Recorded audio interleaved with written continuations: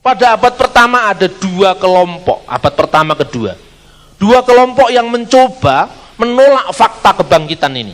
Yang pertama adalah orang Yahudi. Karena orang-orang Yahudi, khususnya orang-orang Parisi itu sangat malu.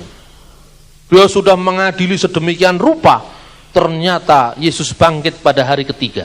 Dan itu bukan hanya disaksikan, dicatat tanpa saksi. Ada sekitar 500 saksi yang melihat itu. Bahkan pada abad pertama itu juga, salah satu fakta yang tidak bisa dibantah oleh penulis Romawi, oleh penulis Yahudi, namanya Flavius Josephus. Penulis Romawi namanya Tacitus. Banyak penulis-penulis lain yang seabad dengan Kristus tidak bisa menyangkal bahwa kekristenan yang diramalkan secara logika akan habis dengan matinya Yesus di kayu salib. Ternyata kekristenan sampai hari ini terus ada dan terus berkembang. Karena apa?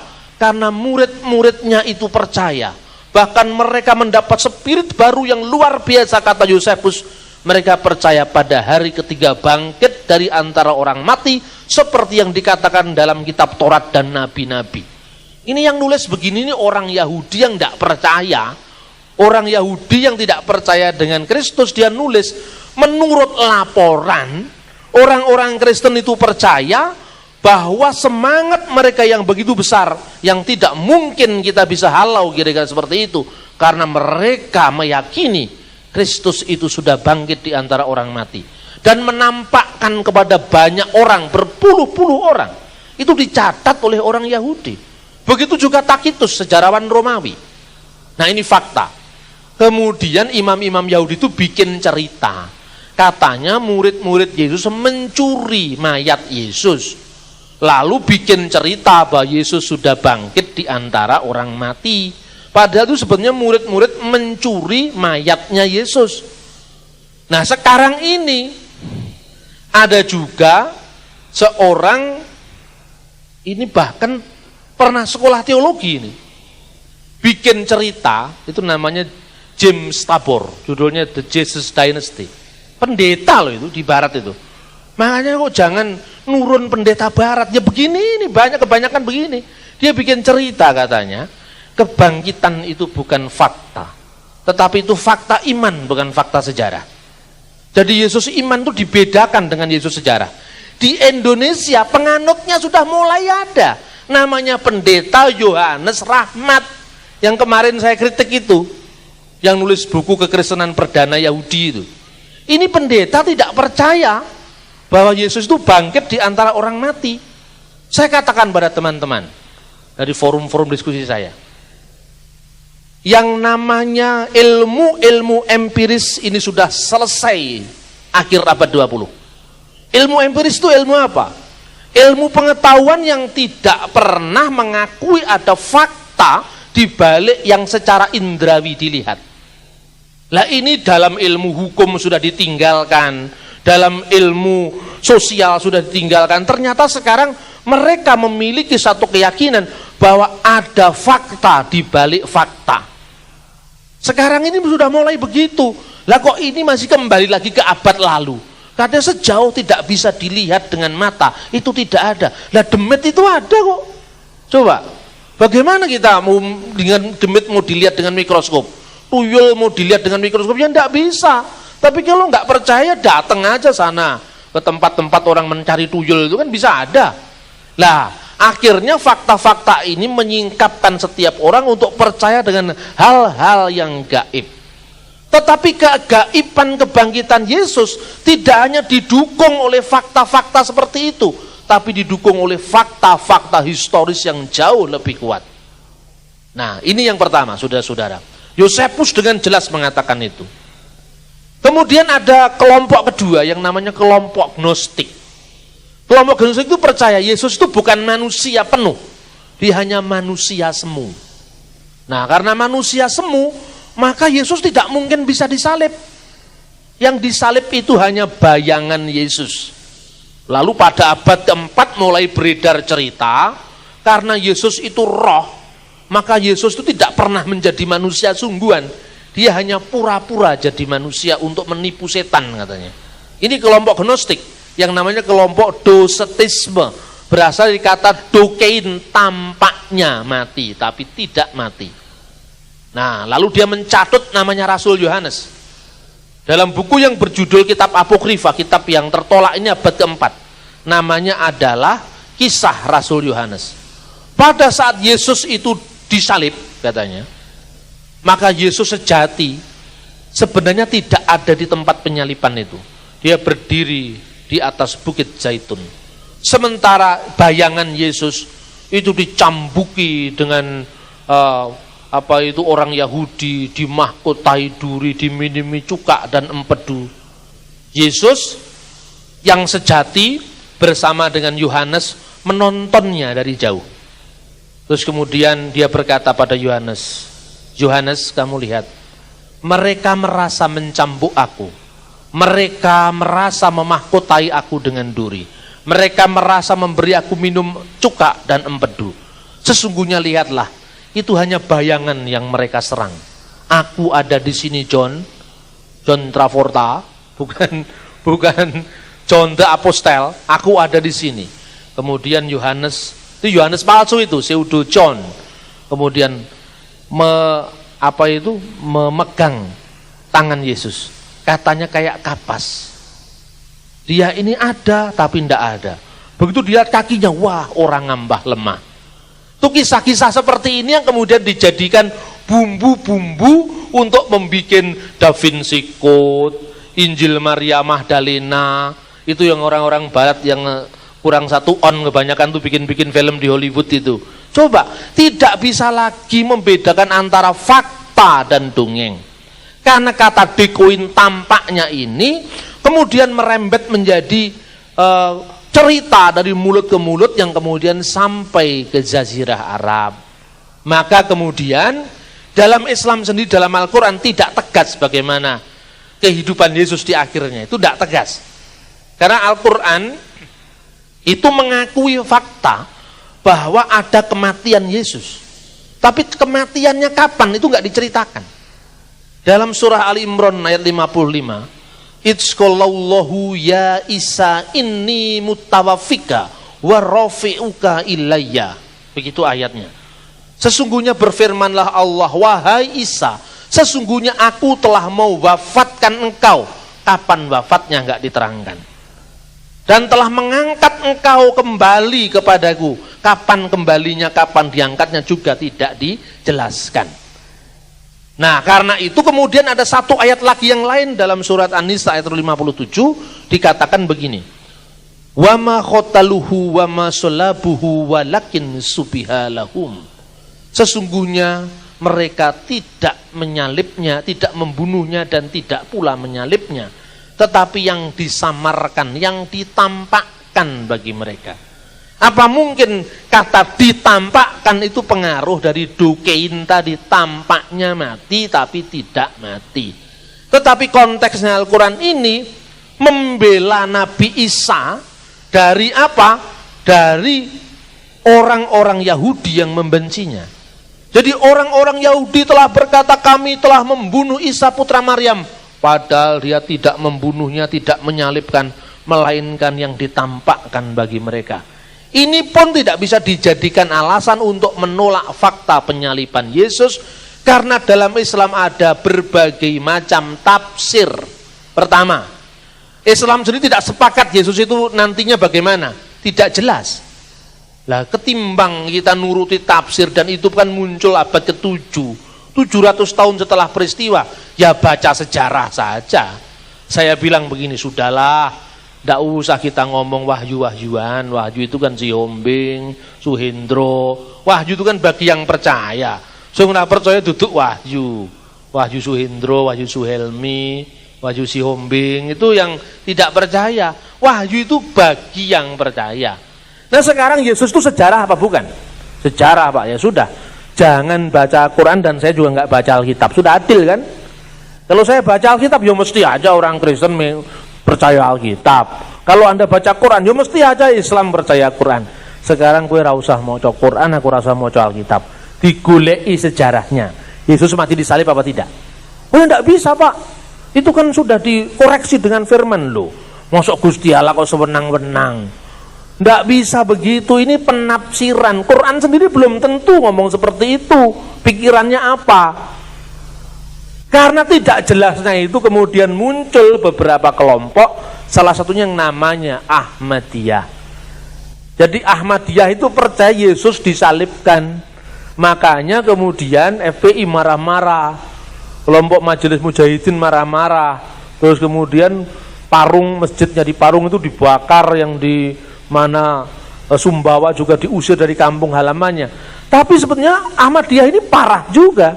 Kalau mau dikatakan bahwa siapa yang paling banyak dirugikan, Ahmadiyah orang Kristen. Karena Ahmadiyah mengatakan pendirinya itu Hazrat Mirza Ghulam Ahmad alaihi salam. Itu nabinya Ahmadiyah. Kan tidak ada nabi setelah Muhammad, Pak. Iya, mestinya begitu kalau menurut ajaran Islam. Tapi ini ada nabi setelah Muhammad. Tapi katanya nabi yang tidak membawa syariah, jadi nabi pembaru katanya gitu. Jadi kemudian Mirza Ghulam Ahmad itu mengatakan, awal daripada dakwah saya berkata bahwa Yesus itu sesungguhnya sudah mati dan saya sudah menemukan kuburannya. Di mana kuburannya? Kuburannya ditemukan di Sialkot di Pakistan. Suatu saat katanya kuburan Yesus itu ketemu. Di situ ada kuburan panjang, kemudian tertulisnya Yus Asaf. Yus Asaf itu diduga Yesus sang pengembara. Makanya keluyuran sampai ke India. Ya kan? Sampai di sana Yesus berumur sampai 120 tahun baru dia mati setelah dia meminang gadis India dan punya keturunan. Dan sampai sekarang keturunannya itu masih ada katanya. Namanya Basharat Salim yang menjadi juru kunci kuburan. Masa turunan Yesus jadi juru kunci kuburan? Mestinya paling tidak jadi Perdana Menteri Pakistan lah kira-kira. Tidak jadi juru kunci kuburan, namanya Basharat Salim. Kemudian saya ditamui oleh teman-teman Ahmadiyah datang ke rumah saya. Pak Bambang sudah punya buku judulnya Jesus and India. Oh, sudah, saya punya buku aslinya. Dalam bahasa Urdu namanya Mesih Hindustan Mei. Bingung dia, loh, Pak Bambang punya buku-buku Ahmadiyah lengkap semua ada di sini. Terus dia sungkan mau tanya, Bapak bagaimana pendapatnya? Enggak tanya begitu. Kalau dia tanya pendapatnya saya jawab, saya tidak percaya itu. Akhirnya saya diem aja, saya tidak banyak ngomong. Suatu saat dia tanya juga, menurut Bapak bagaimana? Apakah Yesus itu kira-kira memang mati di India atau tidak? Saya katakan sama sekali tidak. Wah, baru saya ditanya kok saleh dewe takon. Kemudian tanya, lupa, tapi bukti sejarah yang mana? Mana tunjukkan bukti sejarahnya? Di India, Pak, itu ada banyak nama kota yang diawali dengan Isa atau diakhiri dengan Isa. Lah kok bisa? Iya, Isakil, Isamati, Isapur. Itu di India banyak. Saya bilang, Anda ini belajar filologi apa tidak? Filologi itu ilmu perbandingan bahasa. Jadi kalau bahasa Jawa itu punya keserumpunan dengan bahasa Sunda, punya keserumpunan dengan bahasa Bali. Makanya kalau orang Jawa mengatakan ing kala purwa Gusti Allah nitahake langit lan bumi.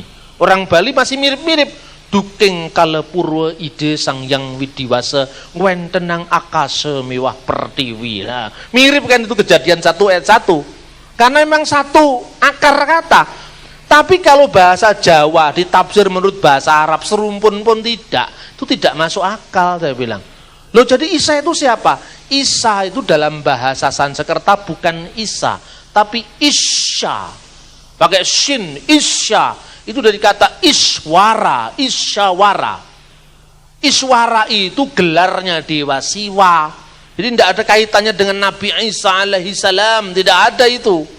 Itu kan dongeng di botak atik matuk namanya itu. Tidak ada. Isa lain dengan Isya. Maka aja Isya Upanishad, Iswara. Terus saya guyonan gini, tidak usah kalau mau cari-cari Yesus ke India, tidak usah jauh-jauh. Mahal ke India, kita bisa melacak Yesus di Jawa Timur. Lu kok bisa? Iya, Prasasti Dinoyo itu yang di kota Malang ini, Dinoyo ini ada satu prasasti yang asal usulnya kota Malang. Itu namanya Malangkuseswara. Itu prasasti Dinoyo. Loh, apa hubungannya Pak dengan Yesus? Wadah. Malangkuseswara itu dalam bahasa Jawa kuno, Mala angkuca iswara. Mala itu molo, bahasa Jawa sekarang. Kono jonggolek molo, pateni kon itu. Molo itu apa artinya? Penyakit, ya. Angkuca dikalahkan, isyawara itu adalah dewa siwa. Dewa siwa telah mengalahkan kejahatan. Nah, apa Anda itu Anda tafsirkan Isa, Nabi Isa telah mengalahkan kejahatan. Kota Malang ini kota Yesus, kan bisa begitu. Kalau saya bisa berkesempatan kira-kira jadi pendiri agama, saya bikin Yesus ternyata hadir di kota Malang. Haleluya, kan banyak orang yang senang itu. Orang yang tidak ngerti-ngerti kan senang. Wah, luar biasa Pak, tidak usah jauh-jauh ke Israel Pak, mahal. Kita cukup datang ke Dinoyo Malang, kan rusak kalau begini caranya. Jadi Isakil, Isamati, Isapura itu tidak ada kaitannya dengan Yesus, itu kaitannya dengan Iswara, Isa Upanisad gitu loh. Ada banyak contoh yang seperti ini. Banyak misalnya orang Jawa. Orang Jawa itu kalau nafsir tokoh-tokoh wayang itu sak geleme dhewe. Loh, bayangkan sekarang. Durno ditafsirkan mundur-mundur keno. Wong Durno itu bahasa Sanskerta, bagaimana kok mundur-mundur keno? Sengkuni sokouni. Itu wayang dalang sekarang termasuk Pak Mantep juga masih percaya seperti itu. Maka saya kumpul kepada teman-teman budayawan. Kenapa kita menafsir seperti itu? Itu kan tidak ilmiah, saya bilang. Ya, tapi juga namanya kesenian, Pak. Oke lah. Kalau kesenian nggak apa-apa. Karena ketoprak itu kan tidak pernah dilacak sejarahnya. Ketoprak itu kan koyan ono reja-rejaning zaman. Iki tak jenengake Surabaya, tok. Mana ada orang yang cari sejarahnya? Tidak ada. Makanya kalau agama tidak bisa dilacak secara historis, sama dengan ketoprak, kan begitu kan?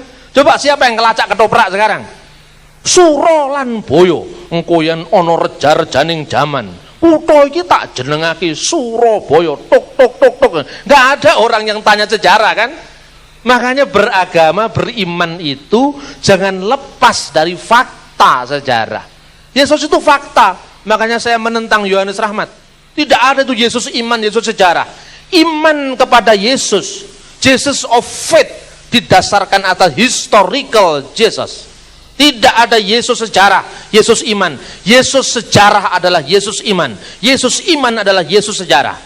Dalam perumusan memang bisa berbeda. Dalam perumusan, dalam deklarasi memang bisa berbeda, tetapi tidak ada iman yang tidak berakar pada fakta sejarah. Kebangkitan Yesus berakar dari fakta sejarah kubur kosong yang dibuktikan. Kan seperti itu mestinya. Nah, saudara-saudara, kembali ke soal filologi. Banyak orang yang kemudian mengatakan sekarang gini, kalau memang kamu percaya Yesus pergi ke India, sejak kapan Yesus namanya Isa? Itu dilacak dulu. Misalnya, nama saya Joko, misalnya, kalau misalnya nama saya Joko, kan Joko Sembung atau Joko siapa, Joko Sembung naik becak atau apa. Terus kemudian saya datang ke Belanda atau ke Perancis, nama saya disebut Jack misalnya. Tapi kan ini Jack siapa? Ini bukan orang Perancis, wong itu apa kulitnya aja hitam sawo matang, ini pasti Jawa ini. Oh, bukan Jack, ini Joko. Namanya siapa? Naruto. Iya tok wong Semarang nih, bukan Naruto yang mesti Narto kan gitu kan. Jadi fakta itu bisa dilihat pada siapa yang kita teliti. Jadi tidak mungkin kalau orang Semarang namanya Naruto mesti Narto. Nah kan begitu saudara-saudara, kita melihat sejarah seperti itu. Saya tawarkan pendekatan baru ini ke sekolah-sekolah teologi. Bagaimana itu arkeologi and the Bible, history and the Bible, ini kita bisa lakukan. Nah kemudian salah satu pembuktian Mirza Ghulam Ahmad, dia mencari bukti-bukti Yesus ke India menurut kitab-kitab Buddha, bukti-bukti Yesus ke India menurut kitab-kitab pengobatan Cina. Hubungannya apa? Lalu dia membaca Parita Suci dalam agama Buddha, Tripitaka. Siddhartha Gautama sang Buddha mengatakan, sesungguhnya Rahula telah lahir. Rahula itu belenggu telah lahir bagi agama Buddha. Ketika kita hidup dalam dunia ini, kita memasuki alam samsara. Samsara ini yang menjadi bahasa Indonesia sengsara. Samsara, duka, cita, itu kan bahasa Pali itu. Nah, seorang Rahula, telah lahir Rahula itu anaknya sang Buddha, namanya dinamakan Rahula karena dia belenggu. Jadi hidup di dunia ini masuk dalam belenggu sengsara gitu loh. Karena itu butuh pelepasannya apa? Dengan cara mengikut jalan sang Buddha. Kalau ajaran Buddha kan begitu. Jadi Rahula itu artinya belenggu. Kata Mirza Ghulam Ahmad pendiri Ahmadiyah, Rahula itu artinya Rohullah. Rohullah itu gelar Yesus. Saya katakan, sejak kapan Yesus disebut gelarnya Rohullah? Alkitab tidak pernah mengatakan Yesus Rohullah. Agama Yahudi tidak pernah ada mengatakan Yesus anak Maryam itu Rohullah. Rohullah itu Roh Kudus, bukan Yesus. Rohullah itu ya Roh Kudus. Rohullah itu Roh Allah.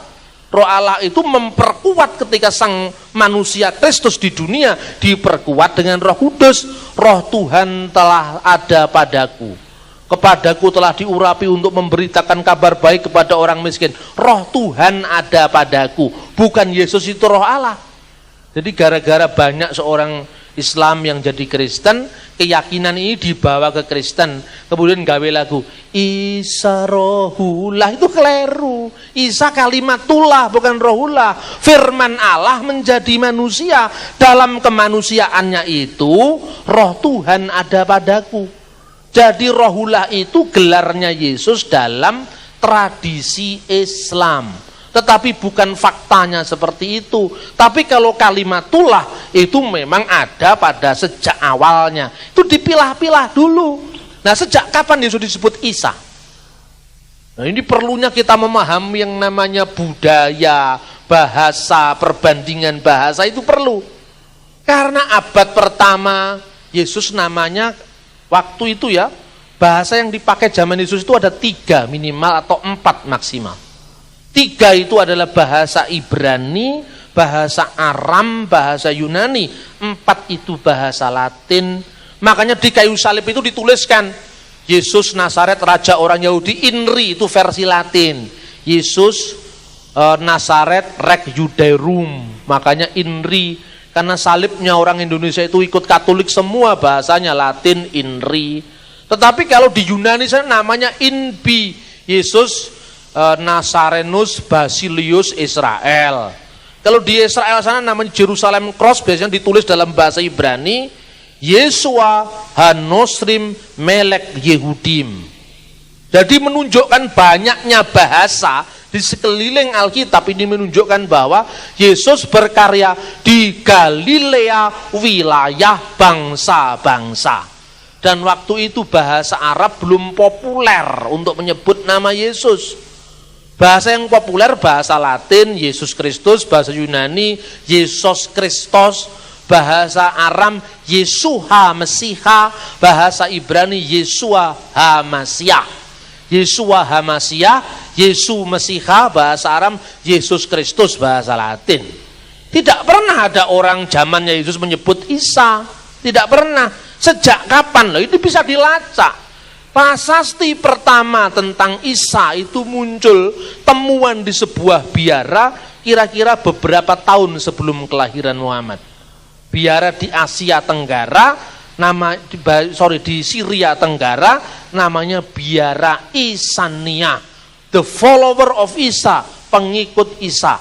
Nah, bahasa Arab Isa itu pengaruh dari bahasa Aramaik Yesu, Iso, Isa. Kenapa? Kok bisa Pak Yesus jadi Isa? Itu yang namanya the phonetic correspondent. Korespondensi bunyi. Kenapa? Karena pronunciation setiap bangsa itu kan lidahnya lain-lain. Orang Cina kan tidak bisa ngomong Yesus, biasanya ngomong Yesu, Fong Chu Yesu Tekmi kan begitu kan? Tidak bisa ngomong Fong Chu Yesus, nggak ada. Fong Chu Yesu kan begitu. Orang Israel itu kalau mengucapkan misalnya Shalom Shalom Yerusalem, Shalom Shalom Yerusalem, Shalom Shalom Yerusalem, Shalom Shalom Shalom Shalom, Shalom Shalom Yerusalem. Yerusalem jadi bahasa Arab apa? Urrusalim. Loh, dia kok bisa jadi I? Nah, Yesayah, Sefer Yesayahu, bahasa Arabnya jadi apa?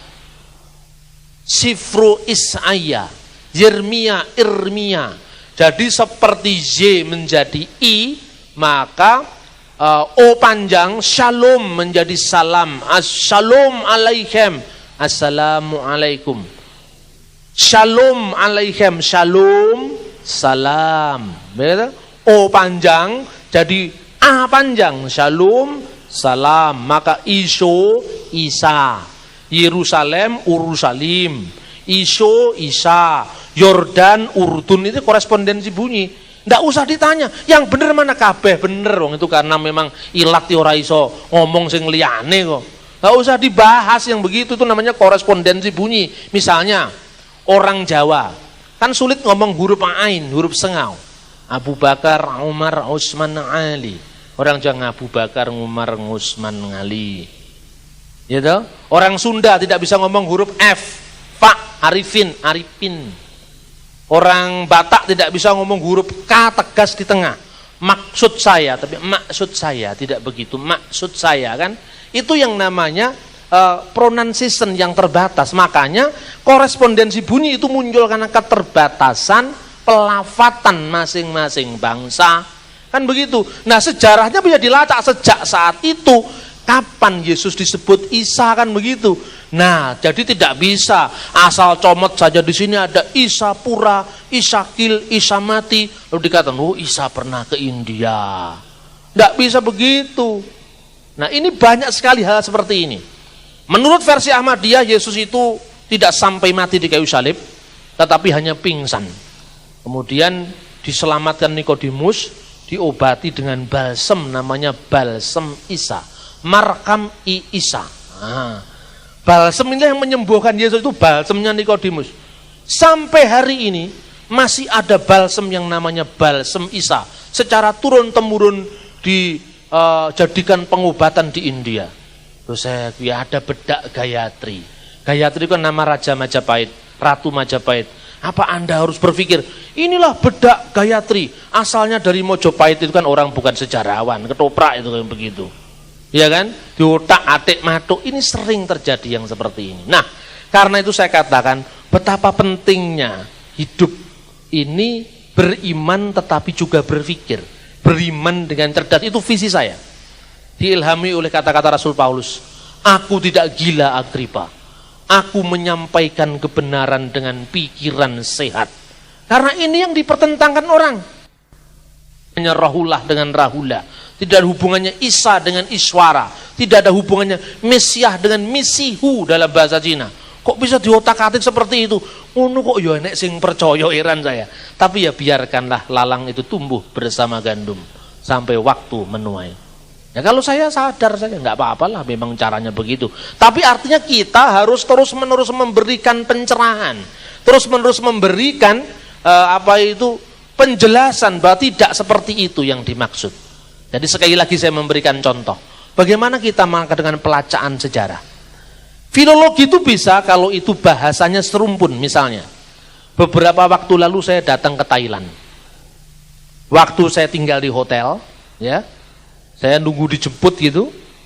Tapi agak lama karena penjemputnya itu datang. Saya nonton wayang Thailand. Nggak ngerti bahasanya saya.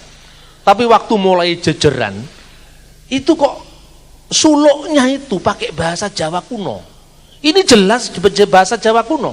Berarti tradisi wayang di Thailand tidak berasal dari India, tapi berasal dari Jawa. Kapan Thailand punya hubungan dengan Jawa? Dan Jawa yang mana itu mesti itu namanya pelacaan sejarah. Bahasa Jawanya tidak mengucapkan O, tapi A. Oh, ini Jawa kuno. Berarti mungkin ini sebagai bukti bahwa dulu Thailand Selatan pernah menjadi wilayah Majapahit. Ini cara-cara kita meneliti sejarah itu seperti itu. Bukti bahwa sekarang bahasa Jawa kuno itu menjadi akar bahasa Jawa sekarang, bahasa Sunda, bahasa Bali, itu ditunjukkan dari sastra Kakawin. Ini saya sedikit cerita tentang sastra supaya kita tidak hanya ngurusi aja soal gereja ke dalam. Kita wawasannya bisa luas. Sastra. Di manakah Fakultas Sastra Jawa Kuno? Di Jogja apa di mana? Ada? Fakultas Sastra Bahasa Jawa Kuno? Tidak ada. Di Semarang, di Undip? Tidak ada. Di Solo yang terkenal pusat budaya Jawa? tidak ada adanya di Bali, di Udayana. Loh, kenapa? Berarti orang Bali lebih paham bahasa Jawa kuno ketimbang orang Jawa gitu loh. Saya katakan begitu. Saya baru siaran di TV Buddha kemarin di Dhamma TV. Saya tunjukkan sumbangan falsafah Bhinneka Tunggal Ika pada nation character building. Saya tunjukkan bahwa bahasa Jawa kuno itu diawali dengan A, diakhiri A. Jadi bahasa Sunda A, jadi bahasa Bali E, jadi bahasa Jawa sekarang O misalnya.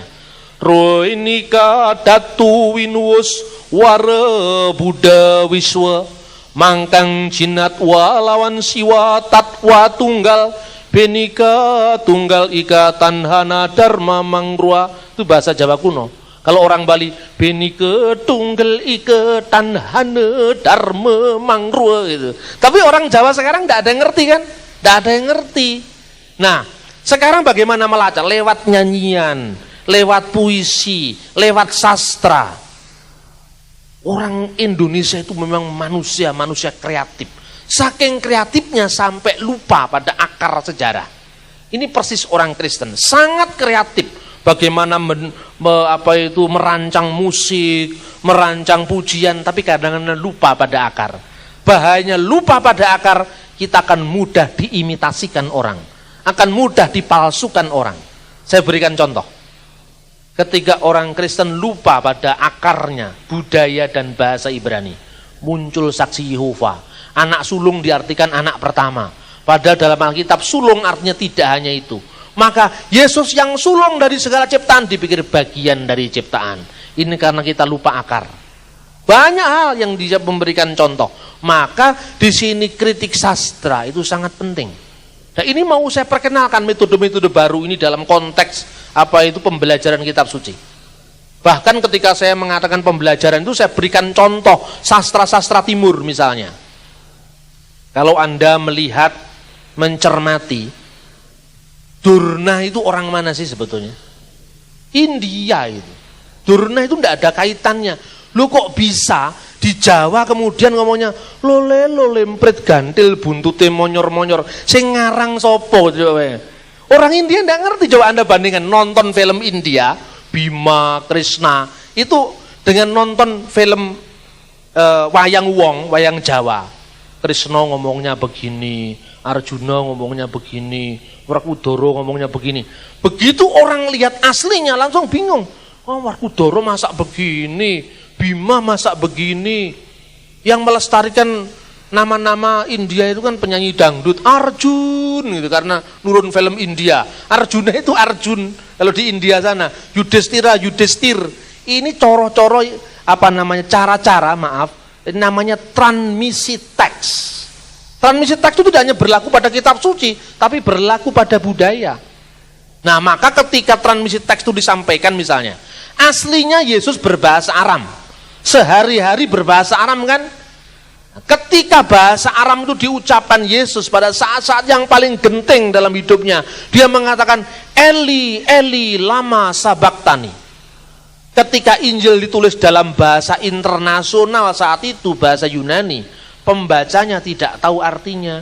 Maka Alkitab mengatakan, maka berserulah Yesus, Eli, Eli, lama sabaktani, yang artinya, Allahku, Allahku, mengapa engkau meninggalkan aku? Dia dibawa ke tempat yang namanya Golgota, artinya tempat tengkorak. Berarti memang Injil aslinya ditulis dalam bahasa Yunani, karena perlu dijelaskan. Setiap ada kata-kata yang diambil dari bahasa asli Yesus diterangkan. Nah, ini banyak orang juga yang tidak memahami sejarah, akhirnya berpikir Yesus itu kan bahasanya bukan Yunani, kenapa Injil ditulis dalam bahasa Yunani? Maka bahasa Yunani tidak sah. Berarti Yesus membaca nama Tuhan dengan Yahweh, bukan Kurios. Buktinya apa? Dia berbahasa Ibrani dan bahasa Aram. Tidak mungkin bahasa Yunani. Teks yang ada bahasanya Yunani.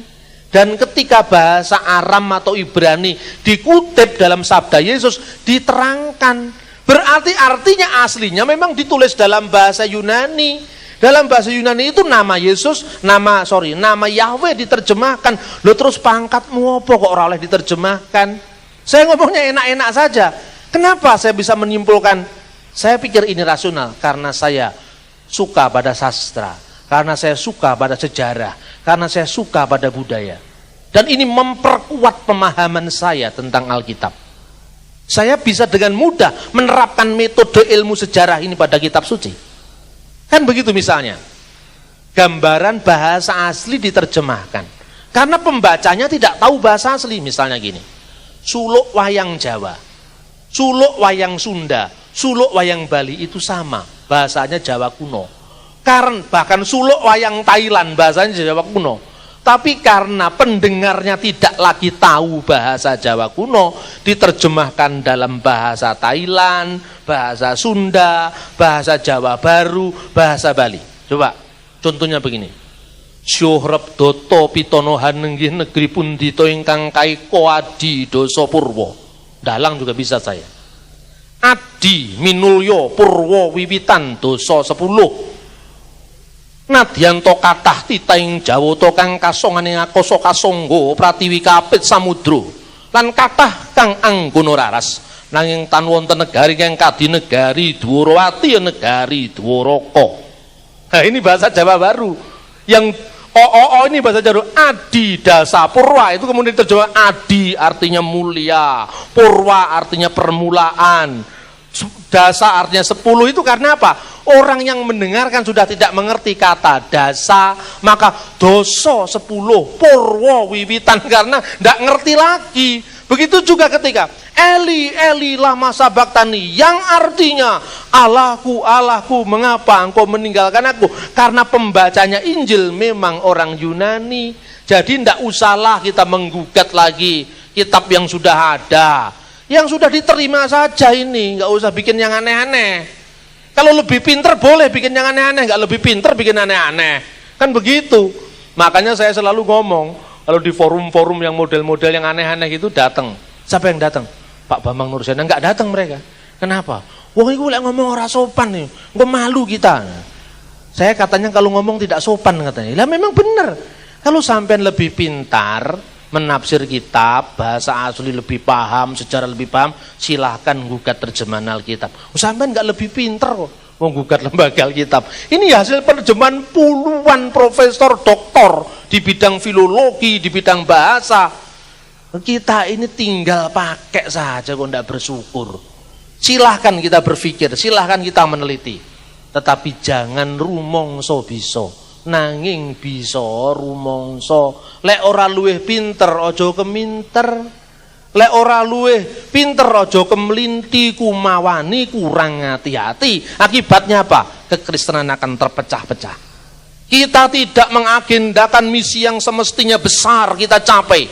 Kita sibuk dengan soal nama Allah, soal Yahweh, soal ini, soal itu.